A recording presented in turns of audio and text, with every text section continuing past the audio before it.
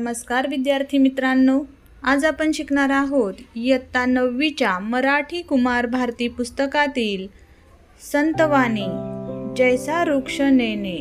तुम्हाला माहितीच आहे, आपल्या महाराष्ट्राला महान थोर अशा संतांची परंपरा लाभलेली आहे। जैसा वृक्ष नेणे हा अभंग सुद्धा संत नामदेव महाराजांच्या अभंग गाथेतील आपल्याला अभ्यासासाठी दिलेला आहे आणि त्यांच्या अभंगाचा क्रमांक आहे 1477। आपण हा अभंग अगोदर गायन करणार आहोत, त्यानंतर त्याचा अर्थ आणि त्याखाली दिलेला स्वाध्याय सुद्धा आपण सोडवणार आहोत। पहिल्यांदा संत नामदेव महाराजांचा थोडक्यात परिचय इथे दिलेला आहे, तो समजून घेऊया। संत नामदेव महाराजांचा कार्यकाल आहे 1270 ते 1350। ते वारकरी संप्रदायातील संत कवी होते। संत नामदेवांची अभंग रचना अतिशय उत्कट असून त्यांच्या अभंगाची भाषा सुबोध, सरळ, साधी आहे। संत नामदेवांनी हिंदीतही रचना केली आहे। पंजाबात जाऊन त्यांनी भागवत धर्माची पताका फडकवली। शिखांच्या गुरु ग्रंथ साहेब या ग्रंथात त्यांची 61 कवने समाविष्ट असून भक्त नामदेवजी की मुखबानी या नावाने ती प्रसिद्ध आहे। संत नामदेवांची अभंग गाथा पुस्तक रूपाने 1892 मध्ये प्रथम लोकांसमोर आली। प्रस्तुत अभंगामध्ये संतांना वृक्षाची उपमा देऊन त्यांची महती सांगितली आहे। हा अभंग आपण गाऊया। जैसा वृक्ष नेणे मान अपमान, जैसा वृक्ष नेणे मान अपमान, तैसे ते सज्जन वर्तताती, तैसे ते सज्जन वर्तताती। येऊनिया पूजा प्राणी जे करीती, येऊनिया पूजा प्राणी जे करीती, त्यांचे सुख चित्ती तया नाही, त्यांचे सुख चित्ती तया नाही। अथवा कोणी प्राणी येऊनी तोडीती, अथवा कोणी प्राणी येऊनी तोडीती, तया न म्हणती छेदू नका, तया न म्हणती छेदू नका। निंदा स्तुती सम मानिते जे संत, निंदा स्तुती सम मानिती जे संत, पूर्ण धैर्यवंत साधू ऐसे, पूर्ण धैर्यवंत साधू ऐसे। नामा म्हणे त्यांची जरी होय भेटी, नामा म्हणे त्यांची जरी होय भेटी, तरी जीव शिवा गाठी पडून जाय, तरी जीव शिवा गाठी पडून जाय। आता या अभंगाचा थोडक्यात अर्थ आपण समजून घेऊया। जैसा वृक्ष नेणे मान अपमान, तैसे ते सज्जन वर्तताती, म्हणजे वृक्ष, झाडं त्यांना जसं मान अपमानाचं काहीही वाटत नाही, तसंच सज्जन लोकांचे वर्तन असते। येऊनिया पूजा प्राणी जे करीती, त्यांचे सुख चित्ती तया नाही। तर काही प्राणी म्हणजे आपणच, मानव प्राणी झाडांची कधी कधी पूजा करतो, जसं की वटपौर्णिमेला स्त्रिया झाडाची पूजा करतात, पण त्याचेसुद्धा त्या झाडाला काही सुख किंवा आनंद वाटत नाही। अथवा कोणी प्राणी येऊनी तोडती तया न म्हणती छेदू नका, किंवा काही वेळेला माणसं झाडं तोडतात तेव्हासुद्धा झाड त्यांना काहीही म्हणत नाही की छेदू नका म्हणजे तोडू नका। निंदास्तुती सम मानिती जे संत, पूर्ण धैर्यवंत साधू ऐसे. कोणी निंदा करा किंवा स्तुती करा ते या संत मंडळींना सारखेच वाटते आणि तेच संत आपण खरे मानायचे आहेत. नामा म्हणे त्यांची जरी होय भेटी, तरी जीव शिवा गाठी पडूनी जाय. म्हणून संत नामदेव महाराज म्हणतात की अशा धैर्यवंत पुण्यवंत साधूंची जरी भेटी झाली तरी जणू काही जीव शिवाची भेटी झाल्यासारखं आपल्याला वाटतं. आता स्वाध्याय समजून घेऊया, त्यानंतर तुम्ही स्वाध्याय वहीत लिहून काढायचा आहे. वृक्ष आणि संत यांच्यातील साम्य लिहून तक्ता पूर्ण करा.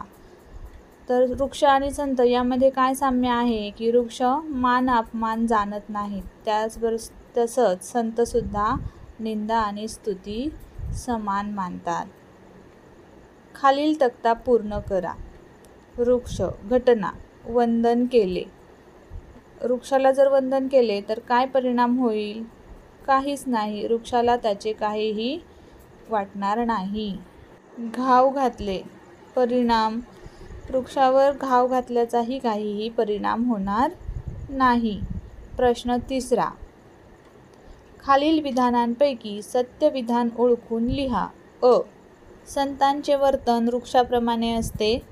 आ. संतांना सन्मानाची अपेक्षा असते. इ. संत निंदास्तुती समान मानत नाहीत. इ.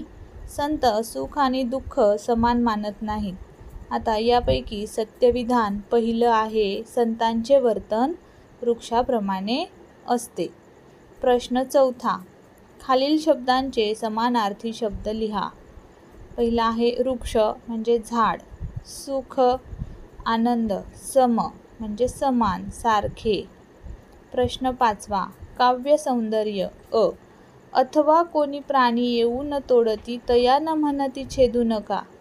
या काव्यपंक्ती तुम्हाला समजलेला अर्थ सांगा. तर तुम्हाला काय समजलाय अर्थ तो तुम्ही प्रत्येकाने तुमच्या शब्दात या प्रश्नाचं उत्तर द्यायचं आहे. निंदास्तुती सम मानिती जे संत, पूर्ण धैर्यवंत साधू ऐसे. या काव्यपंक्तीतील विचार सौंदर्य स्पष्ट करा. आता निंदा आणि स्तुती, जे संत समान मानतात असेच साधू पूर्णपणे धैर्यवंत असतात, महान असतात. अशा प्रकारे तुम्ही या प्रश्नाचं उत्तर लिहू शकता. प्रश्न सहावा, अभिव्यक्ती. हा मात्र स्वतःच सोडवायचा असतो. प्रस्तुत अभंगातून संतांना दिलेल्या वृक्षाच्या उपमे संदर्भातील तुमचे मत स्पष्ट करा. आ. तुम्हाला आवडलेल्या कोणत्याही एका अभंगाविषयी माहिती लिहा आणि एक उपक्रम आपण करायचा आहे. संत तुकाराम महाराजांचा वृक्षवल्ली आम्हा सोयरे वनचरे हा अभंग तुम्ही ऐकला असेल तर त्यावर तुम्ही वर्गामध्ये चर्चा करा. भाषा सौंदर्य पाहूया आपण. खाली दिलेल्या कंसातील शब्दांना क्रियापदांना ईय प्रत्यय जोडून विशेषणे तयार करा व त्यांच्यासाठी समर्पक विशेष्य शोधून लिहा. उदाहरणार्थ आखणे, आखीव, आखीव कागद. आता या दिलेल्या शब्दांना ईय प्रत्यय जोडून मी तुम्हाला शब्द सांगते, ते तुम्ही नंतर लिहून घ्या. रेखणे, रेखीव, रेखीव रांगोळी. कोरणे, कोरीव, कोरीव मूर्ती. ऐकणे, ऐकीव, ऐकीव गोष्टी. घोटणे, घोटीव, घोटीव कागद. राखणे, राखीव, राखीव संपत्ती. यांसारख्या इतर शब्दांचा शोध घ्या आणि ते सुद्धा लिहून काढा. आता पाठ्यपुस्तकात तुम्हाला भाषा अभ्यास दिलेला आहे. यातून आपल्याला रूपक अलंकार शिकायचा आहे. आपण जेव्हा कथा, कादंबरी, कविता, नाटक वगैरे साहित्य वाचतो तेव्हा दैनंदिन जगण्यातील भाषेपेक्षा थोडी वेगळी भाषा आपल्याला वाचायला मिळते. आपल्याला साहित्य वाचनाचा आनंद मिळवून देण्यात या भाषेचा मोठा वाटा असतो. दैनंदिन व्यवहारातील भाषेपेक्षा साहित्याची भाषा ज्या घटकांमुळे वेगळी ठरते त्यातील एक घटक म्हणजे अलंकार. अलंकाराचे शब्दालंकार आणि अर्थालंकार असे दोन प्रकार आपल्याला माहीत आहेत. अर्थालंकारामध्ये ज्या वस्तूला उपमा दिलेली असते तिला उपमेय म्हणतात आणि ज्या वस्तूची उपमा दिलेली असते तिला उपमान म्हणतात. आता उपमेय आणि उपमानातील साधर्म्यावर आधारित काही अलंकारांचा आपण परिचय करून घेऊ. तर पहिला अलंकार आहे रूपक अलंकार. खालील उदाहरण वाचा व समजून घ्या. इथे उदाहरणादाखल एक वाक्य दिलेलं आहे. नयन कमल हे उघडित हलके जागी हो जानकी.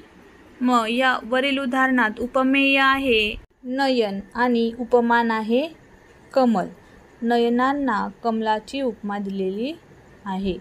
आता रूपक अलंकाराची वैशिष्ट्ये पहा. 1. उपमेय व उपमान यांच्यात साम्य असते. 2. उपमेय व उपमानच आहे असे मानणे.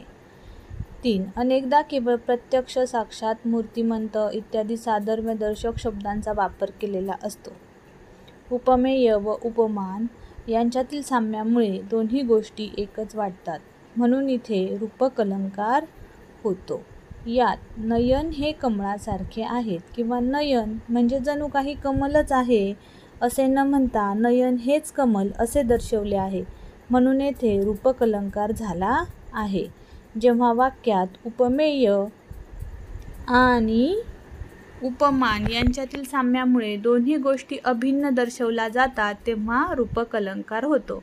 आता खालील ओळी वाचा आणि त्यातला उपमेय आणि उपमान आपल्याला ओळखायचं आहे. उठ पुरुषोत्तमा वाट पाही रमा, दावी मुखचंद्रमा सकळी कासी. आता यातील मुखचंद्रमा हे रूपक अलंकाराचे उदाहरण आहे. यातील उपमेय आहे मुख आणि उपमान आहे चंद्रमा. मुखाला चंद्रमाची उपमा दिली आहे. इथे आपला संतवाणी जैसे वृक्ष नेणे या अभंगाचा सर्व अभ्यास पूर्ण झालेला आहे. धन्यवाद. पुन्हा भेटूया.